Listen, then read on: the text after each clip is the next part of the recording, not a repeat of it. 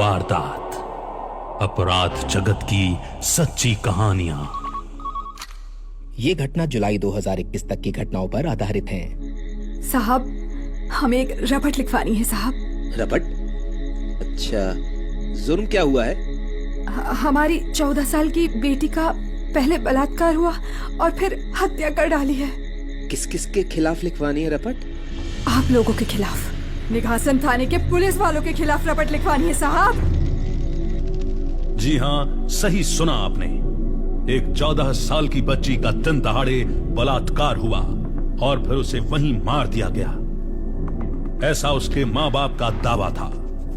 और इस जुर्म का इल्जाम उन्होंने लगाया था यूपी के लखीमपुर खेर जिले के एक थाने के पुलिस वालों पर। सोचिए, अगर आपने अपनी बेटी की लाश अपनी बाहों में पकड़ी हो, आप उसकी लाश पर खून के धब्बे और जोर जबरदस्ती के निशान देखते हो और आप बस इंसाफ चाहते हो, लेकिन जिन पर आपको न्याय दिलाने की जिम्मेदारी हो, अगर उन्हीं लोगों ने आपकी बेटी के साथ ये घिनौना जुर्म किया हो, तब आप क्या करेंगे?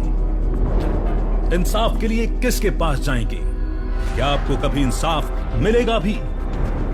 आइए जानते हैं यूपी के इस छोटे से परिवार की ऐसी ही कहानी। सोनम अली उत्तर प्रदेश के लखीमपुर खेरी जिले में रहने वाली एक 14 साल की लड़की थी। उसके पिता इंतजाम अली शहर में चौकीदारी करते हैं और उसकी मां तरन्नुम अली घर का बाकी सब काम संभालती है। सोनम, इंतजाम और तरन्नुम का एक खुशहाल और छोटा परिवार था। ये लोग निघासन पुलिस स्टेशन के निर्माण के लिए मजदूर के तौर पर लखीमपुर आए थे और फिर जब कॉन्ट्रैक्टर ने उन्हें पुलिस स्टेशन के पास ही रहने के लिए जगह दे दी, तो बस वहीं उनका घर बन गया। अब आप और हम सोचेंगे कि कितनी अच्छी बात है, पुलिस स्टेशन से लगकर घर है, कभी किसी चीज की चिंता ही नहीं होगी, न कभी चोरी न मारामारी, हर रोज चैन की नींद, है ना? लेकिन ये बात सोनम के परिवार के लिए सच नहीं थी। उन्हें यहां हमेशा से ही काफी मुश्किलों का सामना करना पड़ा था। थाने के कई पुलिस कर्मचारी सोनम के साथ अच्छा स्वभाव नहीं रखते थे। उसे बचपन से ही चॉकलेट के नाम पर या घुमाने ले जाने के नाम पर सताने की कोशिश की जाती थी, लेकिन सोनम के माँ बाप हमेशा उसे संभालने वहां पहुंच जाते थे। पर शायद 21 जुलाई 2011 को सोनम इतनी खुशनसीब नहीं थी। सोनम बेटा, गायों को घुमा लाओ जरा। अम्मा, हम पढ़ाई कर रहे हैं अभी, थोड़ी देर बाद जाएं। अंधेरा हो जाएगा फिर बेटा, वापस आकर पूरा कर लेना। ठीक है, ज्यादा दूर मत जाना और घर जल्दी आ जाना। हाँ अम्मा, हम निकल रहे हैं, थोड़ी देर में आ जाएंगे। और आज भी सोनम के माँ बाप ये सोचा करते हैं कि काश ये बात सच होती, काश सोनम थोड़ी देर में घर आ जाती, लेकिन उन्हें हकीकत से सामना करना पड़ा था। 21 जुलाई की शाम को सोनम अली अपने घर की गायों को हमेशा की तरह चराने के लिए घर से बाहर निकली थी। तरन्नुम को लगा था कि हमेशा की तरह करीब आधे घंटे में सोनम घर वापस आ जाएगी, लेकिन किसे पता था तरन्नुम अपनी बेटी को आखिरी बार देखने वाली थी। उस शाम करीब 2 घंटे हो गए, लेकिन सोनम वापस नहीं आई। तरन्नुम को थोड़ी चिंता होने लगी थी। सोनम को कभी भी इतनी देर नहीं हुई थी, लेकिन जब 3 घंटे हो गए और सोनम फिर भी वापस नहीं आई, तब वो समझ गई कि कुछ तो गड़बड़ है। अब तक तो उसे किसी भी हालत में घर वापस आ ही जाना चाहिए था, और तभी तरन्नुम सोनम को ढूंढने निकली।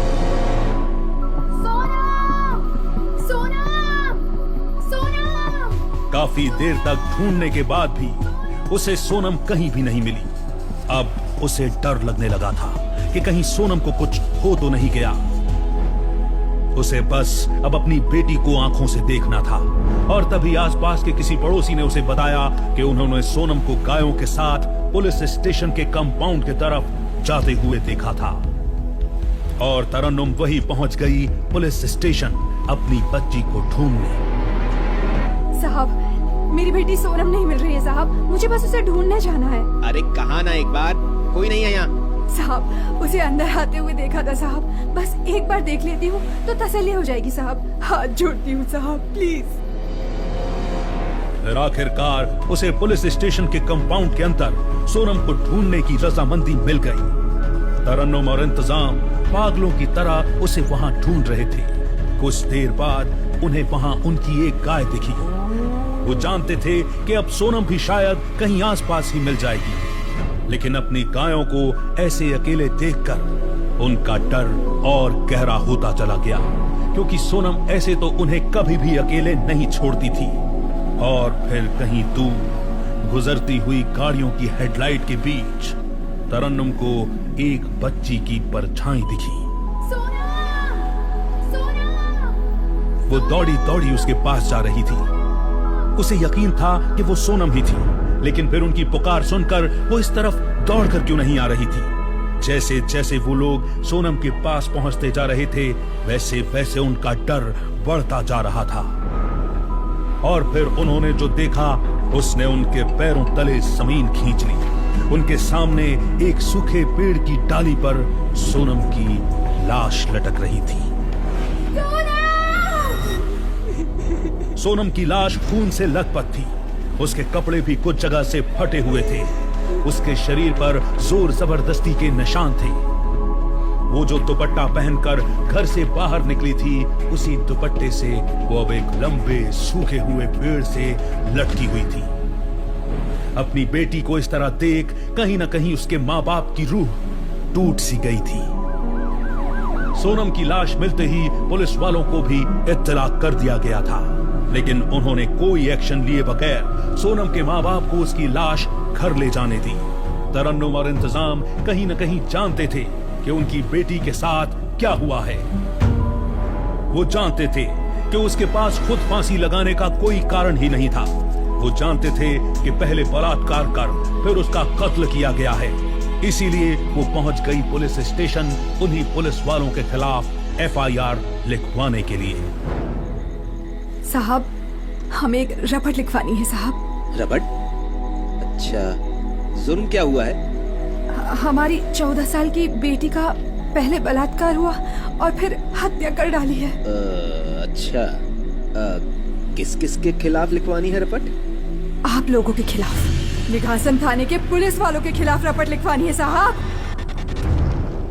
जाहिर सी बात है कि निघासन पुलिस वालों ने पहले ये FIR दर्ज करने से मना कर दिया, लेकिन सोनम के माँ बाप किसी भी हालत में इंसाफ चाहते थे और कई घंटों की मशक्कत करने के बाद उनकी FIR दर्ज की गई। आम स्थिति में सोनम कौन थी और उसके साथ क्या हुआ था, ये किसी को पता ही नहीं चलता। ये केस दब चुका होता अगर किसी को कानों कान खबर नहीं होती, और ऐसा ही करने की कोशिश भी की गई। निघासन पुलिस स्टेशन के SP ने बयान भी दिया।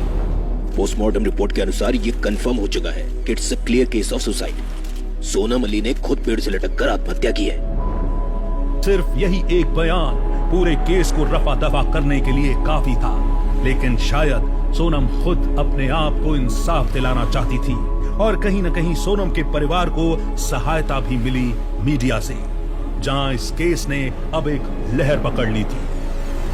जी हाँ, जहाँ पुलिस की इन्वेस्टिगेशन ये कहती है कि ये एक सुसाइड केस है, वहीं लड़की के परिवार के अनुसार पहले सोनम का रेप किया गया और फिर कर दी गई उसकी हत्या। और आप मानेंगे नहीं, लेकिन ये घिनौना जुर्म हुआ यहीं के एक पुलिस स्टेशन के कंपाउंड के अंदर। अब सारा देश इस 14 साल की सोनम अली के रेप और हत्या के बारे में बात कर रहा था। पुलिस को अब इस केस की सारी गतिविधियां सीधे मीडिया को बतानी थी, जिसे पूरा देश सुनने वाला था। निघासन पुलिस स्टेशन के मौजूदा 11 पुलिस कर्मचारियों को सस्पेंड कर दिया गया था, जो दर्शा रहा था कि शायद सोनम के माँ बाप का इल्जाम सच हो। इस केस का राजनीतिक अखाड़ों में भी काफी इस्तेमाल किया गया, लेकिन उसका एक फायदा हुआ कि हत्या के 4 महीने बाद दिसंबर 2011 को सोनम अली के रेप और मर्डर का केस CBI में दर्ज कर दिया गया। CBI ने अपनी जांच शुरू की। उन्होंने नए डॉक्टर्स के साथ एक टीम बनाई और बॉडी की फिर से ऑटोप्सी की। इस बार उन्होंने कंफर्म किया कि सोनम की मौत तो सांस न मिलने के कारण हुई है, लेकिन वो पेड़ से नहीं लटकी थी, उसका गला दबाया गया था। रेप के इल्जाम अभी भी कंफर्म नहीं किए गए थे। सीबीआई की चार्जशीट में gunner Atiq Ahmed, deputy SP Inayatullah Khan, constable Shiv Kumar और कांस्टेबल उमा शंकर का नाम आया था और पुलिस स्टेशन के एसपी को ट्रांसफर कर दिया गया। मैं बस चाहती हूँ कि सोनम को इंसाफ मिले और जो मेरी बेटी के साथ हुआ वो किसी और के साथ ना हो। ये केस कोर्ट में लगभग 9 सालों के लिए चला और बहुत समय के इंतजार करने के बाद 29 फरवरी 2020 को सोनम को इंसाफ मिला। अतीक अहमद को मर्डर के जुर्म में उम्र कैद की सजा सुनाई गई थी। इनायतुल्लाह खान को सबूत छुपाने के लिए 5 साल की जेल और 50,000 का जुर्माना देना पड़ा, क्योंकि रेप साबित करने के लिए कोर्ट के पास कोई सबूत नहीं था, इसीलिए किसी को भी रेप की सजा नहीं दी गई और ये केस एक अटेम्प्ट टू रेप और मर्डर का केस बन गया। यानी रेप करने की कोशिश की गई और फिर नाकामयाब होने के बाद जान से मार दिया गया। लेकिन इस घटना ने पुलिस फोर्स की इज्जत पर जो जख्म पहुंचाया वो सालों साल दर्द देने वाला था। अपने निजी सुख के लिए वो लोग अपनी जिम्मेदारियों को भूल गए। वो भूल गए थे कि जब वो लोग ही जुर्म का हिस्सा बन जाते हैं तो बाकी लोग क्यों अपराध करने से डरेंगे। सोचने की बात यह है कि सोनम पुलिस स्टेशन की जमीन पर थी। जिस जगह हमें सबसे ज्यादा सुरक्षित महसूस करना चाहिए, वहीं उसके साथ ये घिनौना जुर्म हुआ। खाकी वर्दी में जिन लोगों पर उसकी सुरक्षा करने की जिम्मेदारी थी, जब उन्हीं से उसे सुरक्षा की जरूरत थी, तब उसने किसकी तरफ देखा होगा? उसने किसे मदद के लिए पुकारा होगा? क्या उसने भी ये सोचा होगा कि काश यहाँ एक सच्चा पुलिस वाला होता तो आज मैं जोर से चिल्ला पाती कि पुलिस अंकल!